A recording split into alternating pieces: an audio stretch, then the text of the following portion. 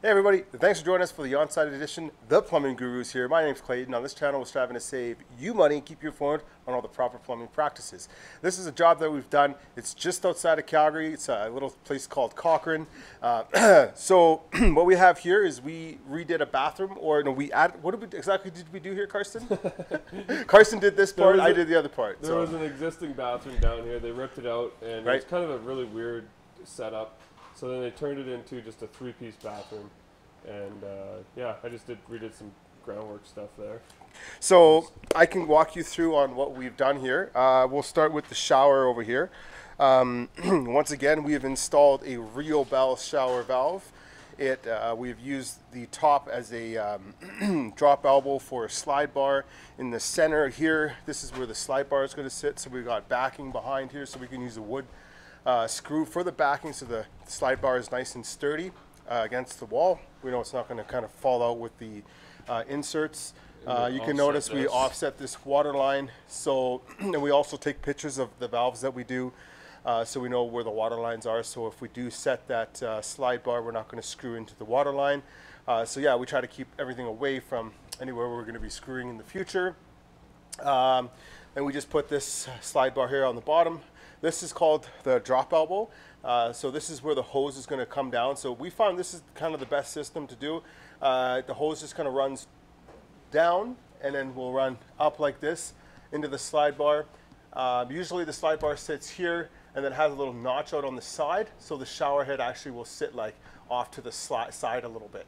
So the hose will drop down like this and kind of loop around and come in. Works. It doesn't get in the way of the handle. Doesn't get in the way of the handle. Looks nice and clean. We've struggled with this for a while. We've tried different spots, and it's just, yeah, we found this is the best solution to that problem. There's a rain head here.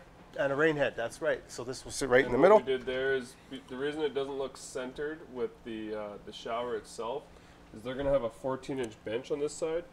So generally what we do is I measure 14 inches off, and then I will center it with that. So it's actually where you're going to be standing between the wall and the actual bench itself. Right.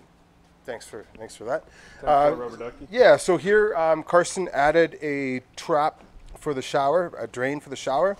You can see he just rolled up, rolled over. They're doing a curbless shower, so I'm assuming they're going to be jackhammering a lot of this floor out. Yeah, they're going to kind of make it cut along here. Right. And then they cut the whole thing out. They drop it down, and then they do a recessed. Yeah, it's neat. It's very nice for finishing. It looks really neat, and also you don't have to worry about stepping over a little curb, bumping your toe or whatever when you're walking in and out of the shower. So this here is ran a little different. We tied into this, so this was existing, but we found that this 2-inch runs up in the wall here. Ran up in here. I'm the one that put this in. I traced everything back, and it goes all the way up here, and it vents up into there. It's hard to kind of see, but that vents up there. So this shower is actually separately vented. Yeah. And then over here we had just a toilet, and then a vanity, and there's like a bar sink, kitchen sink on the other side.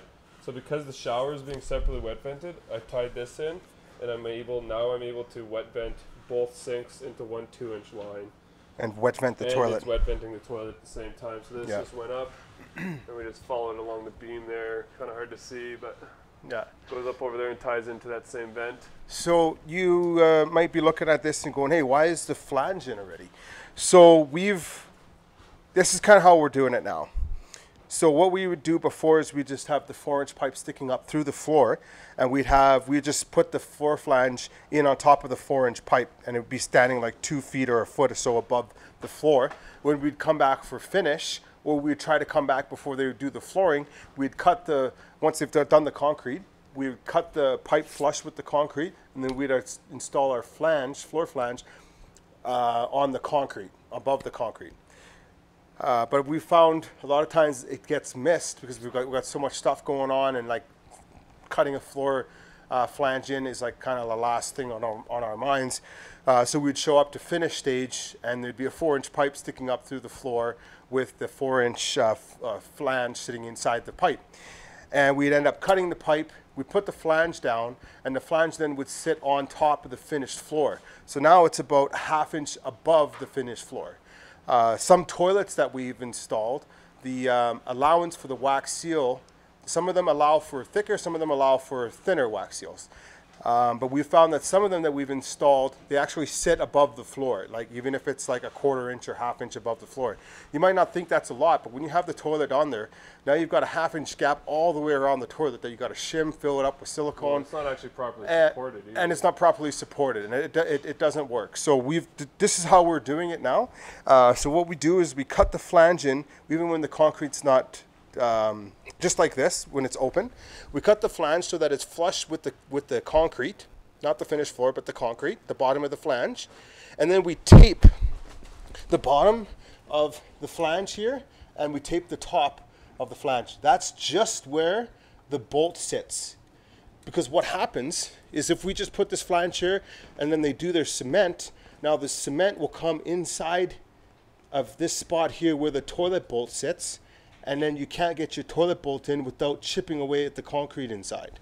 Yeah, we pretty much just taped off this whole section, top and bottom. Yeah. And we just cut that out with a knife later. Yeah, so if you guys are in this situation and you're kind of having the same struggles that we've done and you can't find a solution, this is an awesome solution.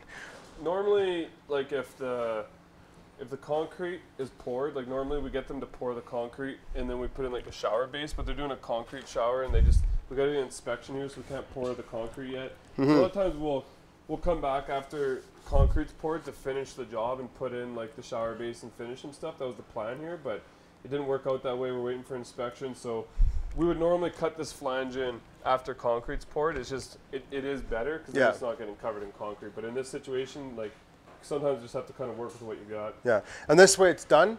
Even if you do have to come back, it's finished. You don't have to worry about doing it, right? It's another thing off the list. And we had all of our tools in here anyways.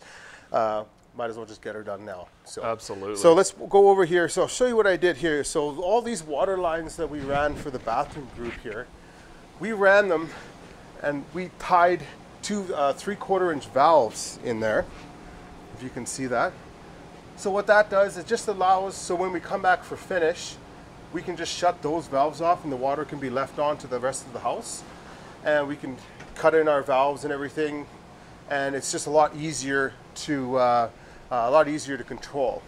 Another good reason for installing those valves is, let's say one of the drywallers or electricians or anybody here cuts one of the lines or drives a screw through the lines, and that's happened plenty of times to us before in the past. Not because of not putting in protection plates, it could just be cut anywhere, right? It's just as easy for them just to come over here, close the valves, and the rest of the house still has water.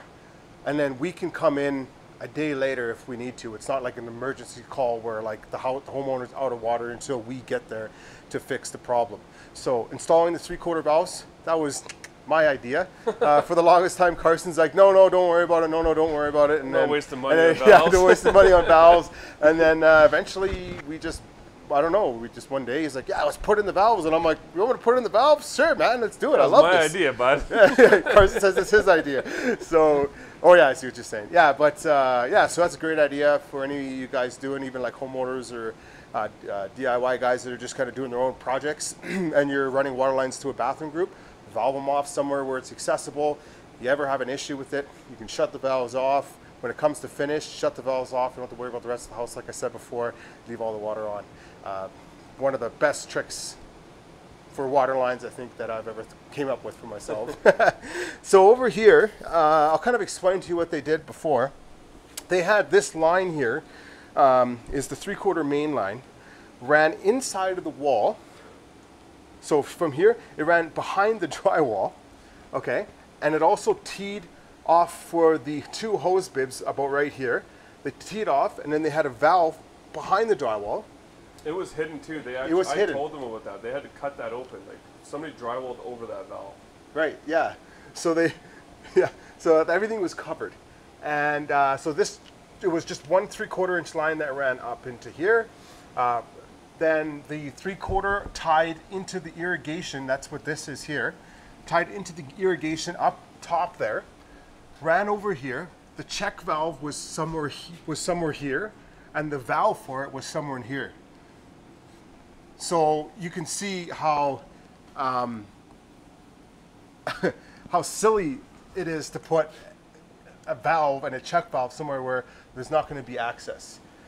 For what reasons they did it, I have no clue. It might have just been inexperience, or they were just trying to get the job done and just get out of here. Who knows? I don't want to bash on other people's work, but this was, to us, it's unacceptable. We always have valves, check valves, anything that's that needs service, it needs accessibility, put it in the mechanical room. Do whatever it takes to put it in the mechanical room. Unless there's a situation where it's impossible, then obviously you can make an access panel somewhere. Drain too, and you can actually drain. Somewhere where there's a drain, yeah. So, and then same with the hose bibs. So the hose bibs ran up, they tied together here. There was one valve here behind the drywall. It ran up and in, it ran together, and it teed, and it went both ways. So for one, they have a 1/2 inch hose bib, 1/2 inch PEX line feeding 2 hose bibs, which is not enough volume. Ideally, if you had both hose bibs running at the same time, you'd definitely notice a huge volume shortage. So what we did instead is we ran them separately off a 3/4 inch line. So I keep this 3/4 to here, and then my last 2 fixtures we always drop to 3/4, 1/2. That's just like any other water line that I run, like in a bathroom group. The last 2 lines will be a 3/4, 1/2 T, just like this one. So 3/4 here, 1/2, and then 1/2 inch here.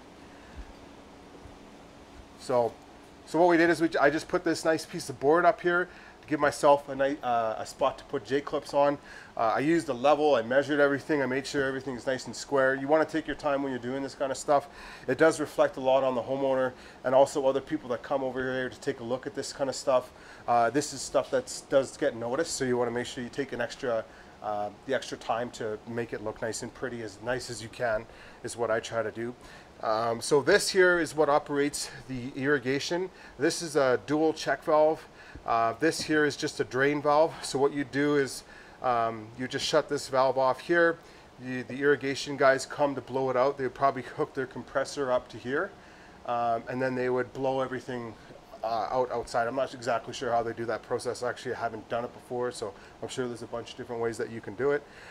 Here, we also have a video on this one here, how to winterize your house. If you guys want to check that out, check out the link. If we do get around to putting the link in. If we don't, then now I gotta put a fucking link. if we don't, then you can just check it out. It's called How to Winterize Your House. So here, these are hose bibs. So these are 2 separate hose bibs here. So what we do is we'll shut this off here. We go outside, we open our hose bib, we take off the hose to the hose bib, we let the water drain, and then we come down here, we open this valve into a bucket or whatever, and then we drain it, and we just leave it open until it's completely drained. And we do that for both. And then leave the hose bib outside open. Leave the hose bib outside open. Leave it open. Leave it open all winter. All winter, because if it freezes, at least that water that's in there, if there is any, has somewhere to go. If it's when you have burst pipes, is when it's closed on both ends, and the water has nowhere to expand. So then it'll expand the pipe, and you'll end up cracking the pipe or the hose bib itself, which I've seen in the past, and you end up having to call a plumber to go fix it, and it's just a nightmare to fix usually because the basement's developed, and you've got to cut a hole, and et cetera, et cetera.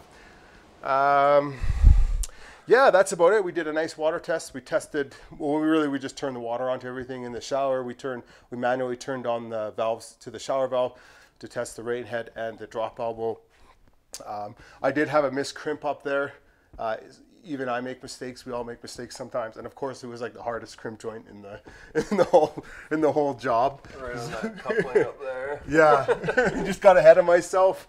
I mean, we're all human. We all make mistakes, but it's all about testing, finding those mistakes and finishing them, right? And replacing them and fixing them, or whatever you have to do to fix them. Take ownership of your mistakes, right?